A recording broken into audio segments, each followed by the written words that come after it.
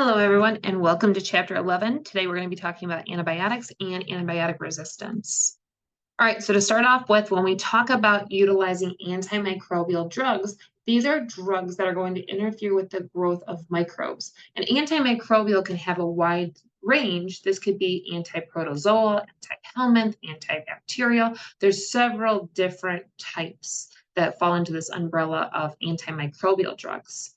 And so they're going to interfere with the growth of microbes in a particular host. Now, when we use the term antibiotics, antibiotics are only going to target bacteria.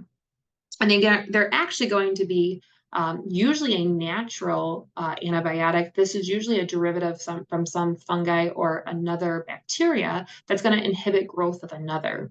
And so we utilize these different types of drugs to, again, try to remove microbes. But the ultimate goal is to have selective toxicity. And selective toxicity is where you kill the microbes, but you're not causing damage to the host. We want it to be strong enough that, and as concentrated as it can be, to harm the microbe and disturb the growth without causing really harmful side effects to the host. And the ultimate goal would be to have the least amount of concentration with still having that toxicity to the microbes and little to no side effects to the host. All right, so what you're seeing here is a Kirby-Bauer plate. So on this Kirby-Bauer plate, there is a lawn of different microorganisms growing. And this is actually how antibiotics were kind of set. Believe it or not, it was sort of by accident that they started utilizing antibiotics. Because like I said before, antibiotics are actually natural components from other organisms that just inhibit growth of others. And so what you see on this plate is different antibiotic discs that are causing these zone of inhibitions. And that's what we're seeing here. These little areas that don't have growth are called zones of inhibition.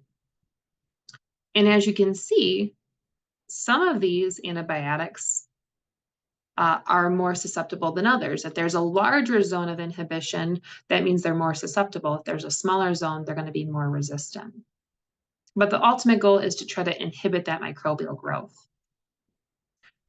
Now, when we talk about antibiotics in particular, we talk about them being broad spectrum and narrow spectrum.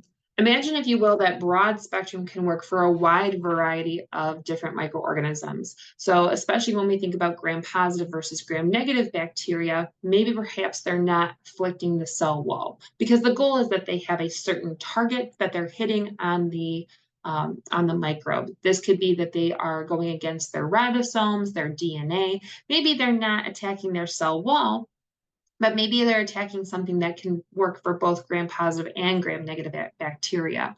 So broad spectrum antibiotics work for a wide range of bacteria. And if you're not 100% sure what the microorganism is that's causing the disorder or the illness, they would more than likely give a broad spectrum antibiotic.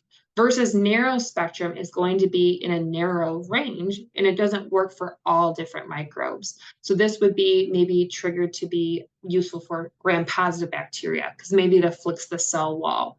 Or maybe it only helps with gram-negative bacterial growth, because maybe it afflicts the cell membrane, like a polymyxin. Versus penicillins are going to be very effective at gram-positive bacteria, but they really don't have success with gram-negative bacteria, because what penicillin will do is it's actually going to cause damage to the cell wall. It's not going to allow cell wall synthesis to occur. So that's great for gram-positive bacteria. On the flip side, it's not very useful for gram-negative bacteria, which is why we call it a narrow spectrum antibiotic.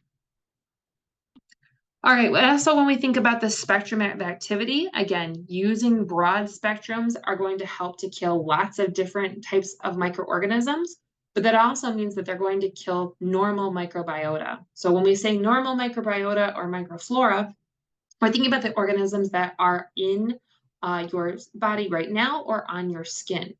And these drugs cannot differentiate between good and bad bacteria, so it's just going to kill a wide variety of lots of things.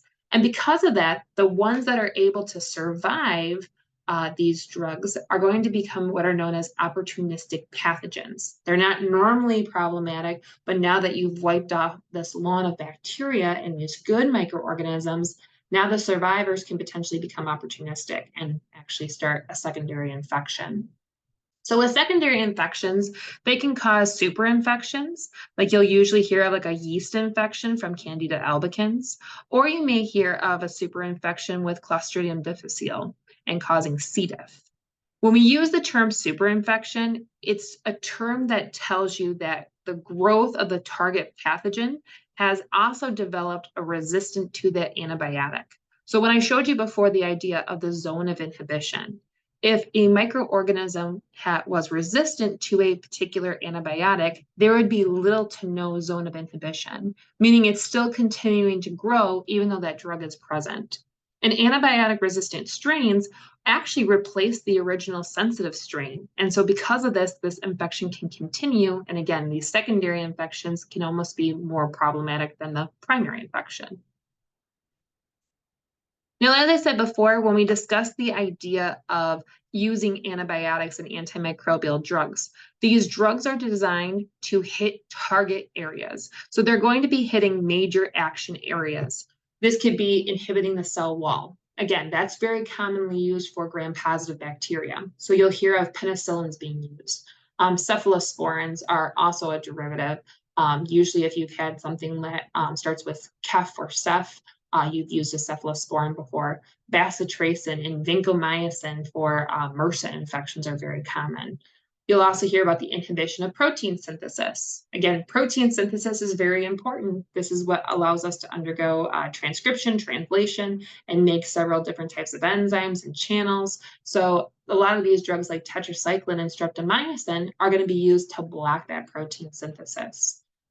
We also think about blocking replication. So this could be like your quinolones or ribavirin, or you can actually hear of inhibition of their actual metabolism, such as what we see with sulfa drugs. So there's a couple different areas that can be attacked. Oh, one more that I forgot to make mention of, damage to the cell membrane. So again, while gram-positive bacteria will have inhibition of their cell wall if they use a penicillin, you also may hear of a gram-negative bacteria having injury to their cell membrane using a polymyxin B. So again, there's a couple different modes of action that can take place, but wherever these actions are, they're going to be afflicting the cell and causing damage to the cell. All right, so again, when we think about using the target as the cell wall, this is really common for gram-positive bacteria, or if it's known to be a gram-positive bacterial infection. So they can inhibit the cell wall synthesis. And usually what will end up happening is the bacteria will have a more lysed effect because the wall gets actually weakened through time.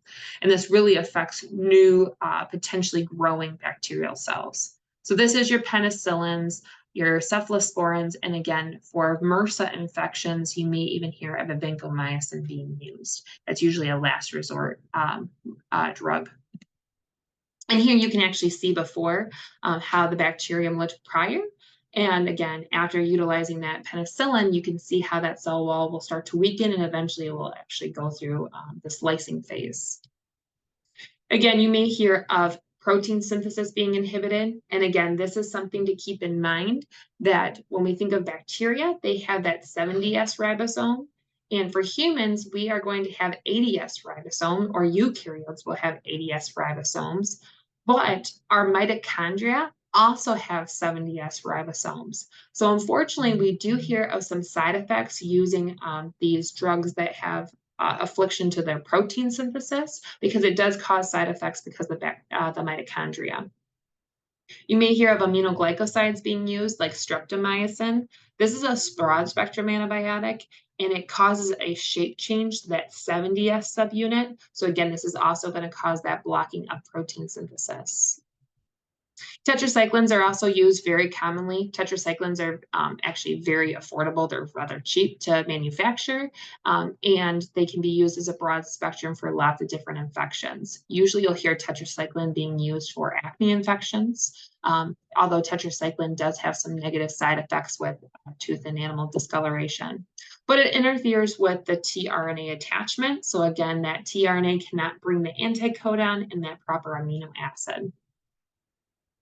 Again, and then we can have those inhibitors that block transcription and translation. So if you're blocking that DNA replication or blocking transcription, then you can't undergo translation and therefore proteins would not be able to be made.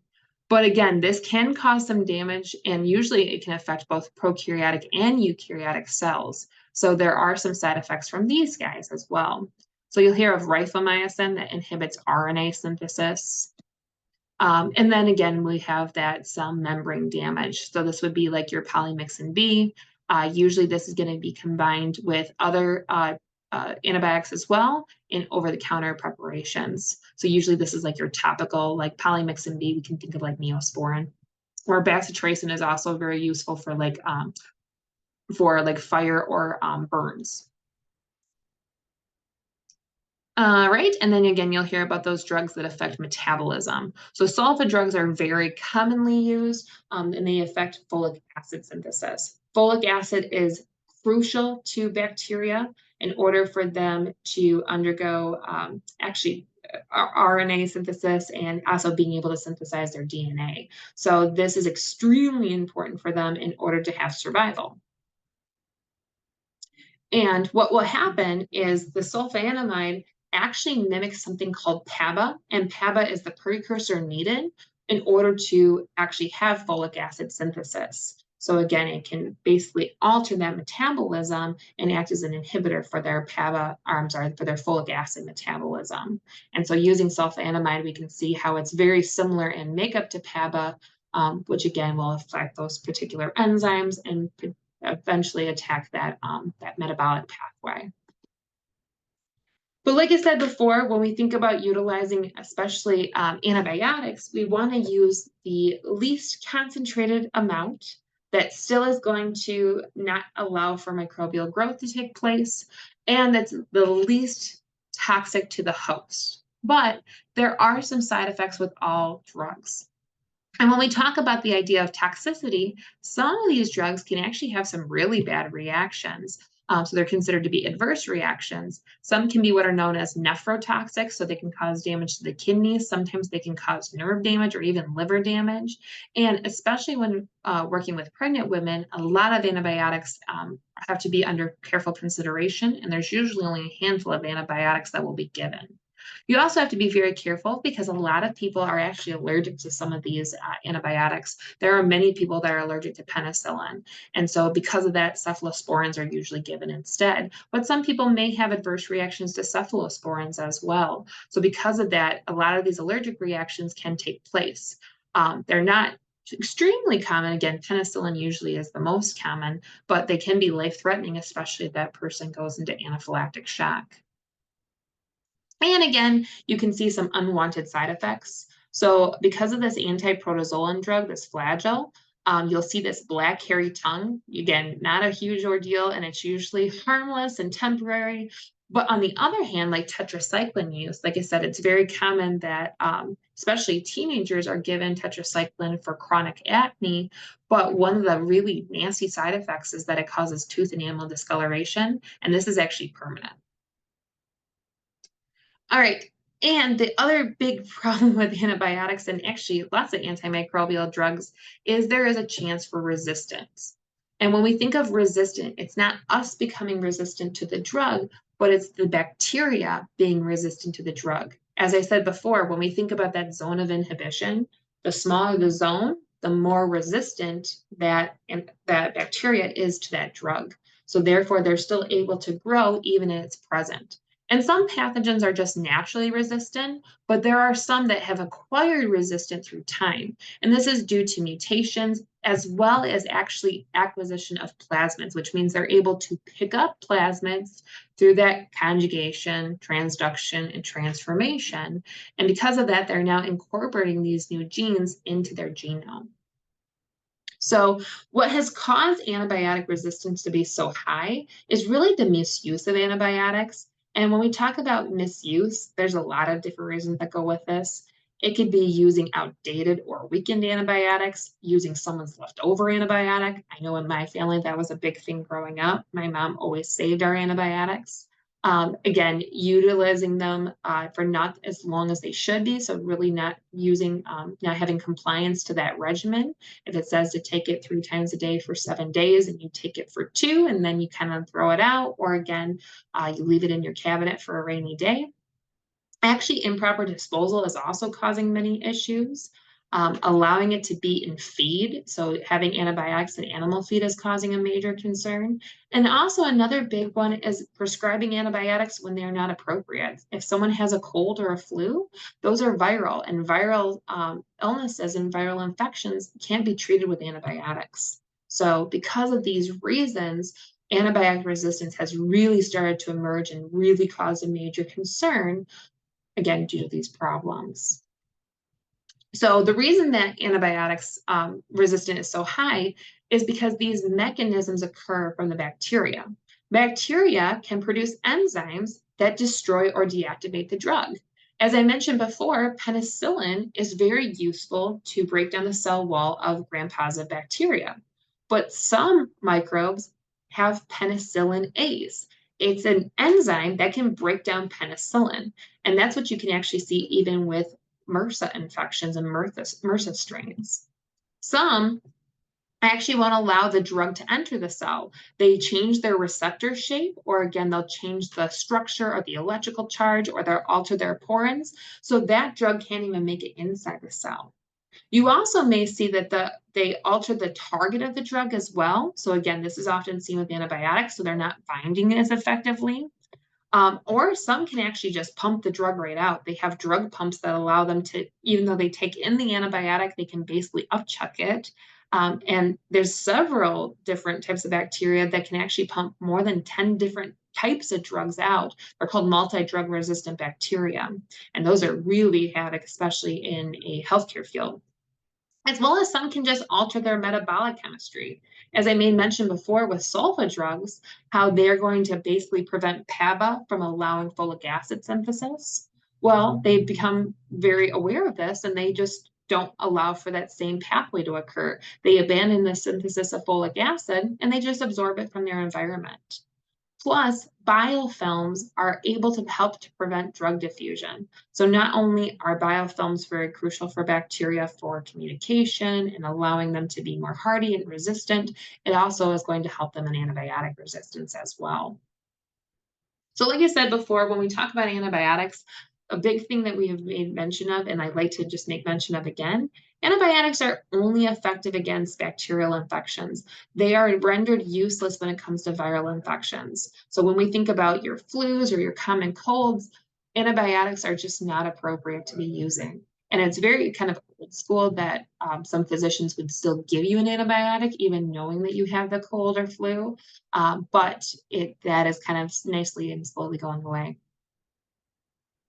All right, and last thing to make mention of as well, when we think about utilizing these drugs, again, now we've seen this kind of rise, if you will, with antibiotic resistance. So now what researchers and physicians are coming up with is that this idea of synergism, combining drugs. So while one drug may not be effective and the other drug may not be effective on their own, together the effect of the two drugs actually has a greater effect than one alone. So now you're seeing these combinations of drugs to really try to bypass that antimicrobial resistance. And that's what you can see in this page here. This idea of these zones of inhibition. You can see these areas that where the drug works on its own on both the antibiotic with the amoxicillin and the antibiotic with the azantrinum. But then in the middle, we can see this clear area of inhibition. So this is working together in this synergistic perspective that allows them to have a greater effect together than they would on their own. All right, I do have some videos as well that I'd like you to watch that are going to be posted underneath this that will kind of go hand in hand and bring this all together. Thank you so much for watching, and I hope you have a wonderful day.